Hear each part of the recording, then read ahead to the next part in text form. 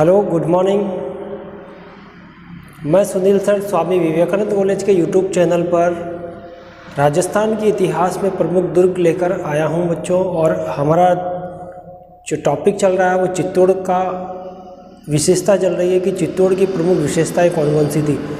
हम यह ध्यान कर रहे थे कि चित्तौड़ के दुर्ग की जो प्रमुख विशेषताएं हैं वो कौन कौन सी होती हैं।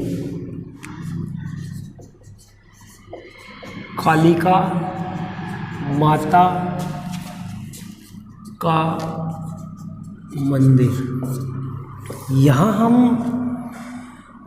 हम ये देख रहे थे बच्चों, ये कालिका माता का मंदिर जो है ये पहले सूर्य मंदिर कहलाता था। सूर्य मंदिर के नाम से जाना जाता था। और इस कालिका माता मंदिर का निर्माण महाराजा सज्जन सिंह ने करवाया था। महाराजा सज्जन सिंह का नाम आप पहले भी सुने हो। महाराजा सज्जन सिंह के दरबारी कवि डॉक्टर श्यामल दास थे, जिन्होंने वीर विनोद किताब में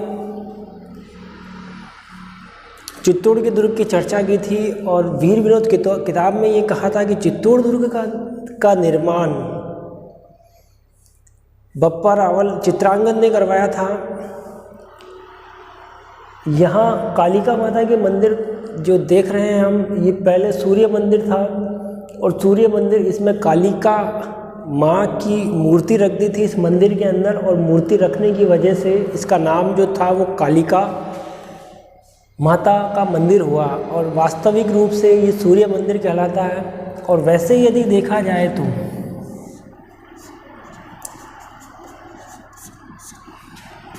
प्राचीन काल में सबसे पहले प्राचीन काल में कुषाण वंश के राजाओं ने सूर्य मंदिर का निर्माण करवाया था। सूर्य मंदिर भारत के बाहर पेशावर, जो आज वर्तमान में पाकिस्तान में है। और यदि देखा जाए तो सूर्य मंदिर भारत के ओडिशा, जिसका प्राचीन नाम उड़ीसा था, ओडिशा में कोणार्क में सूर्य मंदिर फेमस माना जाता है। और यदि देखा जाए तो राजस्थान में मारवाड़ का नाम आपने सुना है, जिसको जोधपुर कहा जाता है। जोधपुर का सूर्य मंदिर भी प्रसिद्ध है। यहाँ हम कालिका माता के मंदिर की बात कर रहे हैं बच्चों। यहाँ हमने देखा कि ये कालिका माता का मंदिर है। कालिका माता के मंदिर को सूर्य मंदिर भी कहते हैं। फिर महाराजा सज्जन सिंह ने इसका पुनर्निर्माण करवाया था। फिर मैंने आपको बताया कि सूर्य मंदिर अगर देखे जाए तो पूरे भारत के अंदर जो सबसे प्राचीन काल में सूर्य मंदिर बना था वो कुषाण वंश के राजा कनिष्क के समय सूर्य मंदिर पेशावर में बना था। फिर हम बात करें उड़ीसा में। उड़ीसा जो भारत में है, भारत के पूर्वी छोर पर कोणार्क जगह है, वहाँ पर सूर्य मंदिर बना हुआ है। फिर राजस्थान की अगर हम बात करें तो जोधपुर में सूर्य मंदिर बना हुआ है। यहाँ तक का हमने अध्ययन किया, मंदिरों का हमने डिटेल से अध्ययन किया। अब चित्तौड़ के अंदर अगर देखा जाए तो विजय स्तंभ का नाम आपने सुना है। और मैंने पिछली कक्षाओं में आपको ये विजय स्तंभ का डिटेल से अध्ययन भी करवाया है। विजय स्तंभ 9 मंजिला है। ये विजय स्तंभ की 8वीं मंजिल बिजली गिरने से टूट गई थी बच्चों। और इसकी 9वीं मंजिल, और इस 9वीं मंजिल का निर्माण करवाया था स्वरूप सिंह ने। विजय स्तंभ 122 फुट ऊंचाई पर स्थित है। अगर विजय स्तंभ की बात की जाए तो विजय स्तंभ ये गोलाकार है। और इसमें 33 करोड़ देवी देवताओं की मूर्तियां यहाँ पर स्थित हैं। इन्हीं 33 करोड़ देवी देवताओं की मूर्तियों के कारण इसको मूर्तिकला का शब्दकोश कहा जाता है।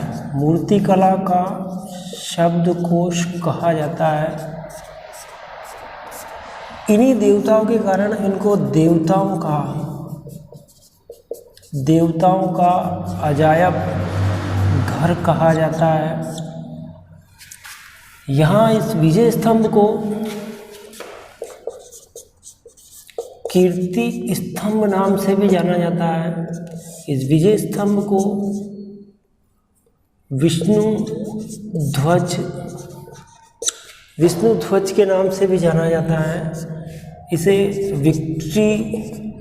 विक्ट्री के नाम से भी जाना जाता है।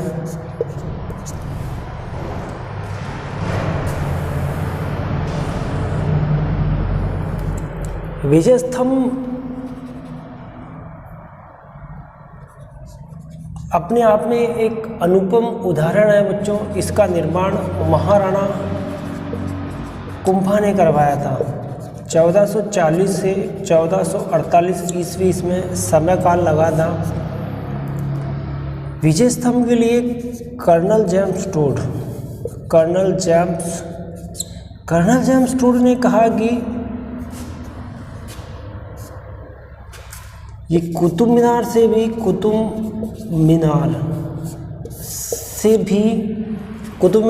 बहुत अच्छा है ये। यहाँ हम बात कर रहे हैं बच्चों विजय स्तंभ की। विजय स्तंभ 9 मंजिला है और जैसा कि मैंने बताया कि इसकी 9वीं मंजिल जो थी वो वहाँ बिजली गिरी और बिजली गिरने से उसकी 9वीं मंजिल फिनिश हो गई थी। और बाद में स्वरूप सिंह जो थे, राजा स्वरूप सिंह ने विजय स्तंभ का निर्माण करवाया था। 122 फुट इसकी ऊंचाई है, गोलाकार है ये। 133 करोड़ देवी देवताओं की इसमें चारों तरफ गोल गोल मूर्तियाँ बनी हुई हैं। मूर्तिकला का ये शब्दकोश कहलाता है। इन्हीं मूर्तियों के कारण देवताओं का ये अजायब घर कहलाता है। फिर हमने बात की थी कीर्ति स्तंभ कहते हैं इसको, विजय स्तंभ को। फिर हमने कहा था इसको विष्णु ध्वज कहते हैं। फिर हमने कहा था इसको विक्ट्री कहते हैं। फिर हमने कहा कि ये महाराणा कुंभा, हमने ये कहा था कि महाराणा कुंभा ने विजय स्तंभ का निर्माण करवाया था। फिर हम कहते हैं कि समय काल कितना लगा था, 1440 से 1448 इसमें समय काल लगता है। फिर हमने कहा कि कर्नल जेम्स टोड ने इसको कुतुब मीनार से इसकी तुलना की है। अब यहाँ देखा जाए तो कुतुब मीनार से विजय स्तंभ की तुलना कैसे की जाती है।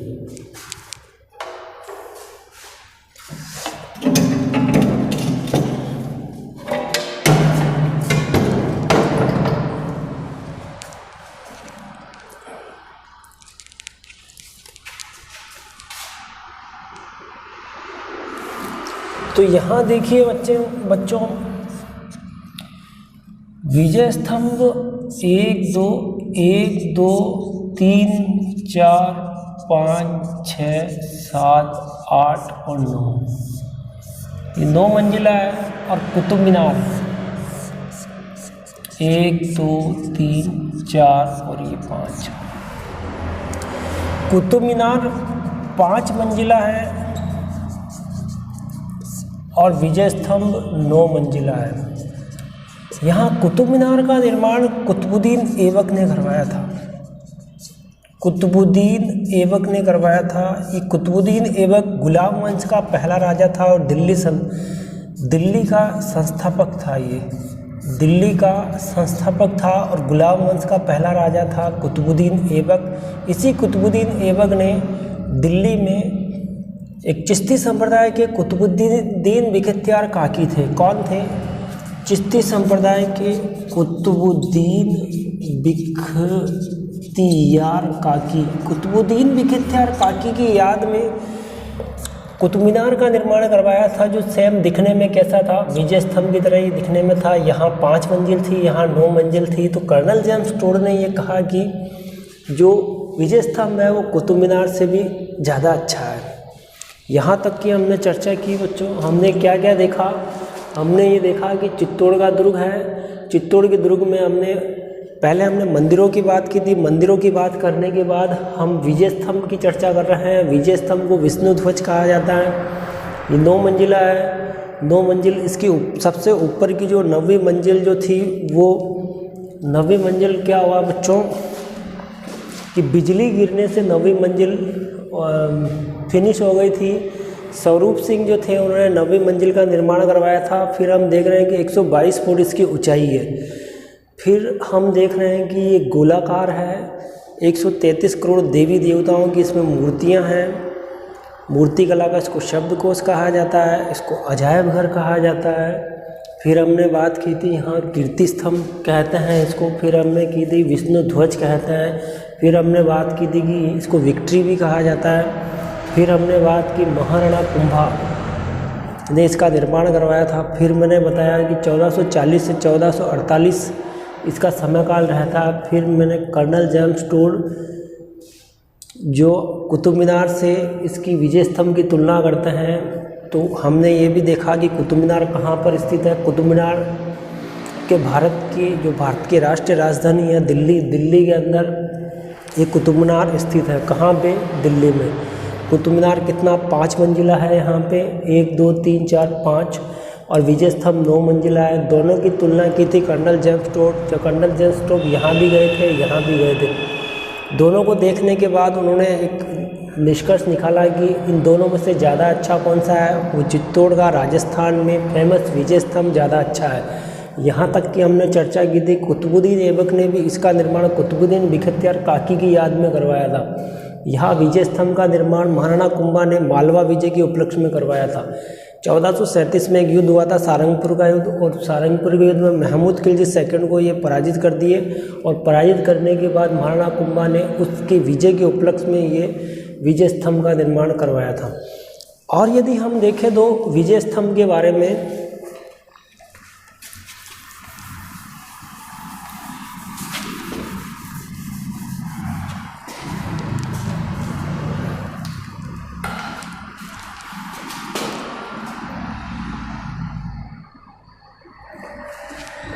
यहाँ एक विद्वान है फर्गुसन, और फर्गुसन ने ये कहा कि विजय स्तंभ जो है वो रोम के टार्जन के समान है। कि किसने कहा था? फर्गुसन ने कहा था। एक विद्वान है यहाँ पे एक फर्गुसन ने इसको रोम के टार्जन के इक्वल बताया था। अब यहाँ हम बात कर रहे हैं कि जो विजय स्तंभ है, हमने विजय स्तंभ में इसकी ऊंचाई हमने नोट की थी। विजय स्तंभ की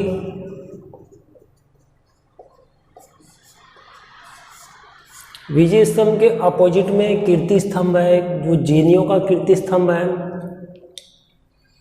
रोम के टार्जन के समान दिखाई देता है। यहाँ तक की हमने बात की थी। विजय स्तंभ को राजस्थान पुलिस का प्रतीक चिन्ह भी माना जाता है। राजस्थान पुलिस का प्रतीक चिन्ह भी माना जाता है, कहा जाता है। राजस्थान में पुलिस का जो है बच्चों, उसमें राजस्थान पुलिस का प्रतीक चिन्ह कहते हैं किसको? विजय स्तंभ को। विजय स्तंभ को माध्यमिक शिक्षा बोर्ड का प्रतीक चिन्ह भी कहा जाता है, BSER, माध्यमिक शिक्षा बोर्ड का प्रतीक चिन्ह भी। बात की थी स्वरूप सिंह, इसकी 9वीं मंजिल को स्वरूप सिंह ने निर्माण करवाया था। फिर मैंने बात की 122 फुट ऊंचाई पर है। फिर मैंने बात की कि ये गोलाकार है। फिर मैंने बताया 133 करोड़ देवी देवता है। फिर मैंने आपको बताया मूर्ति कला का शब्दकोश कहलाता है। फिर मैंने इसको कहा कि देवताओं के होने के कारण ये देवताओं का अजायब घर कहलाता है। फिर मैंने यहाँ पे इसको कीर्ति स्तंभ कहते हैं, इसको विष्णु ध्वज कहते हैं, इसको विक्ट्री कहा जाता है, इसको महाराणा कुंभा ने इसका निर्माण करवाया था मालवा विजय के उपलक्ष्य में। फिर 1440 से 1448 ईस्वी इसका समयकाल रहता निर्माण काल। कर्नल जेम्स टोड ने कुतुब मीनार से इसकी तुलना की थी। ये हमने देखा था, यहाँ हमने ये देखा विजय स्तंभ, और ये हमने देखा कुतुब मीनार। यहाँ तक की हमने बात की थी। फिर मैंने आपको यहाँ बताया फर्ग्यूसन का एक रोम के टार्जन के समान इसको माना था। राजस्थान पुलिस का ये प्रतीक चिन्ह माना जाता है विजय स्तंभ। जो राजस्थान में पुलिस का जो ऑफिस है वहाँ पे जो एक प्रतीक चिन्ह बना हुआ है वो विजय स्तंभ का प्रतीक चिन्ह बना हुआ है कि जिस तरह से महाराणा कुंभा ने मालवा को विजय करके और उसके उपलक्ष्य में विजय स्तंभ का निर्माण करवाया था, उसी प्रकार से यहाँ जो पुलिस में भी ये हमको प्रेरणा प्राप्त होती है कि जिस तरह से महाराणा कुंभा जो थे वो अजय रहे थे, उसी प्रकार से हमें भी हर क्षेत्र में अजय रहना। पुलिस वालों ने भी राजस्थान के इतिहास से कुछ सीखा और राजस्थान पुलिस का प्रतीक चिन्ह विजय स्तंभ को बनाया। यहाँ माध्यमिक शिक्षा बोर्ड की बात करें, जहाँ से आप 12th का अध्ययन करके आए और आप माध्यमिक शिक्षा बोर्ड से जो डिग्री लेकर आए थे, उसका प्रतीक चिन्ह भी विजय स्तंभ है कि हमें हर क्षेत्र के अंदर विजय होना है। यहाँ तक का हमने अध्ययन किया था। नापा, पूंजा और जेतार पेमा ये जो थे वो सूत्रकार हैं, विजय स्तंभ के सूत्रकार हैं। ठीक है। फिर मैंने बात की कि 9 मंजिला है, ये हमने पहले ही बात की थी। 1949 ईस्वी में इस विजय स्तंभ का एक टिकट भी आया था जिसको डाक टिकट कहते हैं। अब बोले तो ये डाक टिकट क्या होता है बच्चों? जैसे हम टिकट जो होता है, जैसे 10 का टिकट आता है, 20 का टिकट आता है, उस पर कभी महात्मा गांधी की मूर्ति आपने देखी होगी, कभी आपने राष्ट्रपिता महात्मा गांधी, कभी सुभाष चंद्र बोस की मूर्ति, उस पर अपने चित्र देखा होगा। इसी तरह टिकट पे जो एक चित्र बना होता है, जिसे अभी हमारे 2000 का नोट है या 1000, उस पर ताजमहल का चित्र आता, उसी प्रकार विजय स्तंभ का चित्र डाक टिकट पर जारी किया गया था। कब? 1949 ईस्वी में। 15 अगस्त 1949 ईस्वी में। तो बच्चों, आज हम यहीं पर अपनी क्लास को विराम देते हैं और फिर नेक्स्ट क्लास में हम फिर आपसे रूबरू होते हैं। आज के लिए इतना ही काफ़ी। धन्यवाद।